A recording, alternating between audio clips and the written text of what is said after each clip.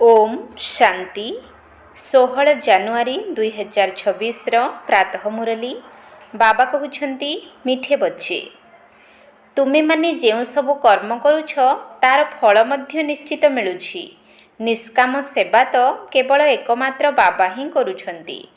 तुमे माने जेउ सबु कर्म करुछ तार फल मध्य निश्चित मिलुछि। निष्काम सेवा तो केवल एकमात्र बाबा ही करुछंती। प्रश्न एही पाठशाला बहुत विचित्र अटे किपरि एठारे केउ मुख्य मेहनत करिबाकु पड़ी थाए। एही पाठशाला बहुत विचित्र अटे किपरि एठारे केउ मुख्य मेहनत करिबाकु पड़ी थाए।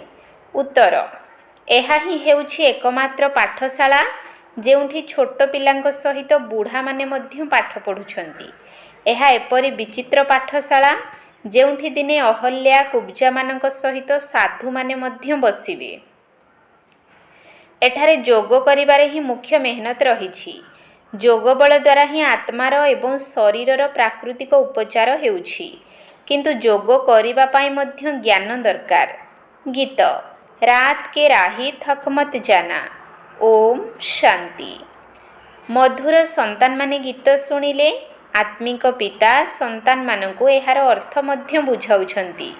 आश्चर्यर कथा एहा जे गीता एवं शास्त्रर लेखक मध्य एहार अर्थ जानि नाहंती। प्रत्येक कथार अनर्थ ही बाहर करुछंती। आत्मिक पिता जे कि ज्ञानर सागर पतित पावन अटंती से बसी एहार अर्थ बताउछंती। राजयोग मध्य बाबा ही शिखाउछंती। तुमे माने जानिछ एबे आमे पुनर्बार राजा मानकर राजा हेउछु। अन्य स्कूल रे एपरि कहिबे नाही जे आमे पुनर्बार बारिस्टर हेउछु। पुनर्बार अक्षर काहार मुखरे शुभा पाइब नाही। तुमे कहुछ जे आमे 5000 वर्ष पूर्व परी बेहद बाबांक पाखरे पढ़ुछु। एही विनाश मध्य पुनर्बार निश्चय हेबो। केते बड़ बड़ शक्तिशाली बम तैयारी करुछंती। एसबु रखिबा पाई तो तैयारी करू नाहंती ना। एही विनाश मध्य शुभ कार्य पाई हेउछि ना। तुमर डरिबार कौनसी आवश्यकता नाही। एहा हेउछि कल्याणकारी लढ़ई। बाबा आसुछंती कल्याण करिबा निमंते। कहउछंती मध्य बाबा आसी ब्रह्मांक द्वारा स्थापना शंकरंक द्वारा विनाशर कार्य करुछंती। तेणु एही बम आदि विनाश पाई रहिछि। एहाठारु अधिक शक्तिशाली आउ कोनोसी जिनिस नाही। ता सहित प्राकृतिक विपर्यय मध्य हेबो। एहाकु ईश्वरीय विपर्यय बोली कुहाजिब नाही। एही प्राकृतिक विपर्यय ड्रामा रे निर्धार्य होई रहिछि। एहा कोनोसी नुआ कथा नुहे। केते बड़ बड़ शक्तिशाली बम तैयारी करुछंती। कहउछंती आमे सहर को सहर नष्ट करि देबु। द्वितीय विश्वयुद्ध बेले जापान सहित लढ़ई समय जो बम पकाइथिले ताहा तो बहुत छोट थिला। एबे तो बड़ बड़ बम तैयारी करिछंती। जेबे अधिक असुविधारे पडुछंती स्थिति असंभाळ हेउछि तेबे बम पकाइबा आरंभ करुछंती। केते क्षति हेबो ताहा मध्य परीक्षा करी देखुछंती। अरब टंका खर्च करुछंती। एहाकु तैयारी करुथिबा वैज्ञानिक मानकर दरमा मध्य बहुत अटे। तेणु तुमे खुशी हेबा उचित जे पुराणा दुनियार विनाश हेबो। तुमे माने नुआ दुनिया पाई पुरुषार्थ करुछ। विवेक मध्य कहुछि पुराणा दुनियार निश्चय विनाश हेबो। पिला माने जानिछंती कली जुगरे कौन अछि एवं सत्य जुगरे कौन हेबो। तुमे एबे संगमरे छिड़ा होइछ। जानिछ जे सत्य जुगरे एते मनुष्य रहिबे नाही। तेणु एमानकर विनाश हेबो। एही प्राकृतिक विपर्यय कल्प पूर्वरु मध्य होइथिला। पुराणा दुनियार निश्चय विनाश हेबो। प्राकृतिक विपर्यय तो पूर्वरु मध्य एहीपरि बहुत होई आसीछि, किंतु ताहा अल्प परिमाणर होइछि। एबे तो पुराणा दुनिया संपूर्ण रूपे विनाश होइजिब। तुम संतान मानकु तो बहुत खुशी हेबा दरकार। आम आत्मिक संतान मानकु परमपिता परमात्मा बसी बुझाउछंती। एही विनाश तुम पाई ही हेउछि। एहीपरि गायन मध्य रहिछि जे रुद्र ज्ञान यज्ञरु विनाशर ज्वाला प्रज्वलित हेला। गीतारे थिबा केतेक कथार अर्थ बहुत भल रहिछि, किंतु केही हेले एहाकु बुझु नाहंती। सेमाने शांति मागुछंती। तुमे कहुछ जल्दी विनाश हेले आमे जाई सुखी हेबु।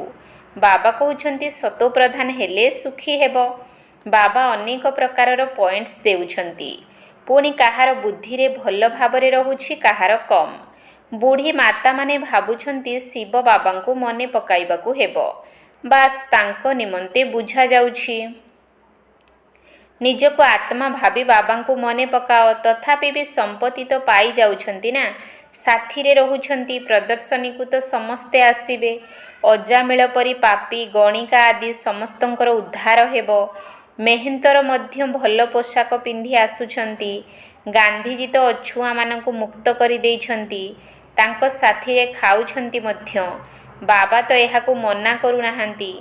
ଭାବୁଛନ୍ତି ଏମାନଙ୍କର ମଧ୍ୟ ଉଦ୍ଧାର କରିବାକୁ ହେବ। କର୍ମଧନ୍ଦା ସହିତ କୌଣସି ସମ୍ପର୍କ ନାହିଁ।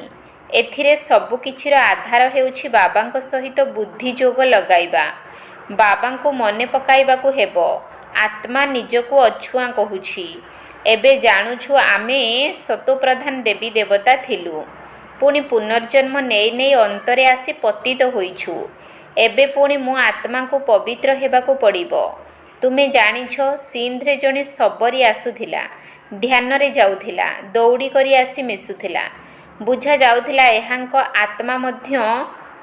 ଆତ୍ମାର ମଧ୍ୟ ହକ୍ ରହିଛି ନିଜ ବାବାଙ୍କଠାରୁ ସମ୍ପତ୍ତି ନେବା ପାଇଁ। ତାଙ୍କ ଘର ଲୋକଙ୍କୁ କୁହାଗଲା, ଏହାଙ୍କୁ ଜ୍ଞାନ ମାର୍ଗରେ ଯିବାକୁ ଦିଅ। କହିଲେ ଆମ କୁଟୁମ୍ବରେ ହଙ୍ଗାମା ହୋଇଯିବ। ଭୟରେ ତାଙ୍କୁ ନେଇଗଲେ। ତେଣୁ ତୁମ ପାଖକୁ ଆସୁଛନ୍ତି, ତୁମେ କାହାକୁ ମନା କରିପାରିବ ନାହିଁ। ଗାୟନ ରହିଛି, ଅବଳା, ଗଣିକା, ଶବରୀ, ସାଧୁ ଆଦି ସମସ୍ତଙ୍କର ଉଦ୍ଧାର କରିଥାନ୍ତି। ସାଧୁଙ୍କଠାରୁ ଆରମ୍ଭ କରି ଶବରୀ ପର୍ଯ୍ୟନ୍ତ। ତୁମେମାନେ ଏବେ ଯଜ୍ଞ ସେବା କରୁଛ। ଏହି ସେବା ଦ୍ୱାରା ବହୁତ ପ୍ରାପ୍ତି ହେଉଛି। ବହୁତଙ୍କର କଲ୍ୟାଣ ହୋଇଯାଉଛି। ଦିନକୁ ଦିନ ପ୍ରଦର୍ଶନୀ, ସେବା ଆଦି ବହୁତ ବଢ଼ି ଚାଲିବ। ବାବା ବ୍ୟାଚ୍ ମଧ୍ୟ ତିଆରି କରାଉଛନ୍ତି। ଯେଉଁ ସ୍ଥାନକୁ ଗଲେ ଏହା ଉପରେ ବୁଝାଇବାକୁ ହେବ, ଇଏ ବାବା, ଇଏ ଦାଦା, ଏହା ବାବାଙ୍କର ସମ୍ପତ୍ତି। ଏବେ ବାବା କହୁଛନ୍ତି, ମୋତେ ମନେ ପକାଇଲେ ତୁମେ ପବିତ୍ର ହୋଇଯିବ। ଗୀତାରେ ମଧ୍ୟ ରହିଛି, ମୋତେ ସ୍ମରଣ କର। ସେଥିରେ କେବଳ ମୋ ନାମ ପରିବର୍ତ୍ତନ କରି ଶ୍ରୀକୃଷ୍ଣଙ୍କ ନାମ ଦେଇଛନ୍ତି। ଭାରତବାସୀଙ୍କୁ ମଧ୍ୟ ଏକଥା ଜଣା ନାହିଁ ଯେ ରାଧାକୃଷ୍ଣଙ୍କର ପରସ୍ପର ମଧ୍ୟରେ କି ସମ୍ବନ୍ଧ ରହିଛି। ତାଙ୍କ ବିବାହ ଆଦିର ଇତିହାସ କିଛି ହେଲେ କହୁନାହାନ୍ତି। ଉଭୟ ଅଲଗା ଅଲଗା ରାଜଧାନୀର ଅଟନ୍ତି। ଏହି କଥା ବାବା ବସି ବୁଝାଉଛନ୍ତି। ଏହା ଯଦି ବୁଝିଯିବେ ଏବଂ କହିଦେବେ ଯେ ଶିବ ଭଗବାନ ଉବାଚ, ତେବେ ସମସ୍ତେ ତାଙ୍କୁ ଦୂରେଇ ଦେବେ। କହିବେ, ଏହା ତୁମେ ପୁଣି କେଉଁଠାରୁ ଶିଖିଛ? ସେ କେଉଁ ଗୁରୁ ଅଟନ୍ତି? ବିକେ କହିଲେ ସମସ୍ତେ ବିଗିଡ଼ିଯିବେ। ଏହି ଗୁରୁମାନଙ୍କର ରାଜତ୍ୱ ଚାଲିଯିବ। ଏହିପରି ବହୁତ ଆସୁଛନ୍ତି, ଲେଖିକରି ମଧ୍ୟ ଦେଉଛନ୍ତି, ପୁଣି ଦୂରେଇ ଯାଉଛନ୍ତି। ବାବା ସନ୍ତାନମାନଙ୍କୁ କୌଣସି ବି କଷ୍ଟ ଦେଉନାହାନ୍ତି। ବହୁତ ସହଜ ଯୁକ୍ତି ବତାଉଛନ୍ତି। କାହାର ସନ୍ତାନ ନଥିଲେ କହୁଛନ୍ତି, ଭଗବାନ ଆମକୁ ସନ୍ତାନ ଦିଅ। ପୁଣି ସନ୍ତାନ ମିଳିଲେ ତାଙ୍କର ବହୁତ ଭଲ ଲାଳନ ପାଳନ କରିଥାନ୍ତି, ପାଠ ପଢ଼ାଇଥାନ୍ତି। ପୁଣି ବଡ଼ ହେଲେ କହିବେ, ଏବେ ନିଜର ଧନ୍ଦା କର। ପିତା ସନ୍ତାନର ଲାଳନ ପାଳନ କରି ଯୋଗ୍ୟ କରାଉଥିବାରୁ ସେ ପିଲାମାନଙ୍କର ସେବାଧାରୀ ଅଟନ୍ତି ନା। ଏହି ବାବା ତ ପିଲାମାନଙ୍କର ସେବା କରି ସାଥିରେ ନେଇଯିବେ। ଲୌକିକ ପିତା ତ ଭାବନ୍ତି ଯେ ପିଲାମାନେ ବଡ଼ ହୋଇ ନିଜ ଧନ୍ଦାରେ ଲାଗିଯିବେ। ମୁଁ ବୁଢ଼ା ହେଲେ ମୋର ସେବା କରିବେ। ଏହି ବାବା ତ ସେବା ମାଗୁନାହାନ୍ତି, ଇଏ ନିଷ୍କାମ ଅଟନ୍ତି। ଲୌକିକ ପିତା ଭାବିଥାନ୍ତି, ଆମେ ବଞ୍ଚିଥିବା ପର୍ଯ୍ୟନ୍ତ ପିଲାମାନଙ୍କର କର୍ତ୍ତବ୍ୟ ହେଉଛି ଆମର ଦାୟିତ୍ୱ ନେବା। ଏହି କାମନା ରଖିଥାନ୍ତି। ଏହି ବାବା ତ କହୁଛନ୍ତି, ମୁଁ ନିଷ୍କାମ ସେବା କରୁଛି, ମୁଁ ରାଜତ୍ୱ କରିବି ନାହିଁ। ମୁଁ କେତେ ନିଷ୍କାମୀ ଅଟେ। ଅନ୍ୟମାନେ ଯେଉଁ କାର୍ଯ୍ୟ କରୁଛନ୍ତି ତାର ଫଳ ତାଙ୍କୁ ତ ନିଶ୍ଚୟ ମିଳୁଛି। ଇଏ ତ ସମସ୍ତଙ୍କର ପିତା ଅଟନ୍ତି। କହୁଛନ୍ତି, ମୁଁ ତୁମକୁ ସ୍ୱର୍ଗର ରାଜତ୍ୱ ଦେଉଛି। ତୁମେ କେତେ ଉଚ୍ଚ ପଦ ପ୍ରାପ୍ତ କରୁଛ। ମୁଁ ତ କେବଳ ବ୍ରହ୍ମାଣ୍ଡର ମାଲିକ, ତାହା ତ ତୁମେ ମଧ୍ୟ ଅଟ। କିନ୍ତୁ ତୁମେ ରାଜତ୍ୱ ନେଉଛ, ପୁଣି ହରାଉଛ। ମୁଁ ରାଜତ୍ୱ ନେଉନାହିଁ କିମ୍ବା ହରାଉନାହିଁ। ମୋର ଡ୍ରାମାରେ ଏହି ଅଭିନୟ ରହିଛି। ତୁମେମାନେ ସୁଖର ସମ୍ପତ୍ତି ପାଇବା ପାଇଁ ପୁରୁଷାର୍ଥ କରୁଛ। ବାକି ସମସ୍ତେ କେବଳ ଶାନ୍ତି ମାଗୁଛନ୍ତି। ଗୁରୁମାନେ ସୁଖକୁ କାକବିଷ୍ଠା ସମାନ କ୍ଷଣସ୍ଥାୟୀ କହିଥାନ୍ତି। ସେଥିପାଇଁ ସେମାନେ କେବଳ ଶାନ୍ତି ଚାହିଁଥାନ୍ତି। ସେମାନେ ଏହି ଜ୍ଞାନକୁ ଧାରଣା କରିପାରିବେ ନାହିଁ। ତାଙ୍କୁ ସୁଖ ବିଷୟରେ ଜଣା ହିଁ ନାହିଁ। ବାବା ବୁଝାଉଛନ୍ତି କେବଳ ମୁଁ ହିଁ ଶାନ୍ତି ଏବଂ ସୁଖର ସମ୍ପତ୍ତି ଦେଉଛି। ସତ୍ୟଯୁଗ ତ୍ରେତାରେ ଗୁରୁ ରହିବେ ନାହିଁ, ସେଠାରେ ରାବଣ ହିଁ ନାହିଁ। ତାହା ହେଉଛି ଈଶ୍ୱରୀୟ ରାଜ୍ୟ। ଏହିପରି ଡ୍ରାମା ତିଆରି କରାଯାଇଛି। ଏହି କଥା ଆଉ କାହାରି ବୁଦ୍ଧିରେ ଆସିବ ନାହିଁ। ତେଣୁ ପିଲାମାନଙ୍କୁ ଭଲ ଭାବରେ ଧାରଣ କରି ଉଚ୍ଚ ପଦ ପାଇବାକୁ ହେବ। ଏବେ ତୁମେ ସଙ୍ଗମରେ ଅଛ, ଜାଣିଛ ନୂଆ ଦୁନିଆର ରାଜଧାନୀ ସ୍ଥାପନ ହେଉଛି। ତୁମେ ସଙ୍ଗମ ଯୁଗରେ ଅଛ, ବାକି ସମସ୍ତେ କଳି ଯୁଗରେ ଅଛନ୍ତି। ସେମାନେ ତ କଳ୍ପର ଆୟୁଷକୁ ହିଁ ଲକ୍ଷ ଲକ୍ଷ ବର୍ଷ ବୋଲି କହିଦେଉଛନ୍ତି। ଘୋର ଅନ୍ଧକାରରେ ଅଛନ୍ତି ନା। ଗାୟନ ମଧ୍ୟ ରହିଛି। କୁମ୍ଭକର୍ଣ୍ଣ ନିଦ୍ରାରେ ଶୋଇ ରହିଛନ୍ତି। ପାଣ୍ଡବମାନଙ୍କ ବିଜୟର ତ ଗାୟନ ରହିଛି। ତୁମେ ହେଉଛ ବ୍ରାହ୍ମଣ। ବ୍ରାହ୍ମଣମାନେ ହିଁ ଯଜ୍ଞ ରଚନା କରିଥାନ୍ତି। ଏହା ତ ହେଉଛି ସବୁଠାରୁ ଉଚ୍ଚ ଈଶ୍ୱରୀୟ ରୁଦ୍ରଯଜ୍ଞ। ସ୍ଥୂଳ ଯଜ୍ଞ ଅନେକ ପ୍ରକାରର ରହିଛି। ଏହି ରୁଦ୍ରଯଜ୍ଞ ଥରେ ମାତ୍ର ହେଉଛି। ସତ୍ୟଯୁଗ ତ୍ରେତାରେ ପୁଣି କୌଣସି ଯଜ୍ଞ ହେବ ନାହିଁ, କାହିଁକି ନା ସେଠାରେ କୌଣସି ବିପଦର କଥା ହିଁ ନାହିଁ।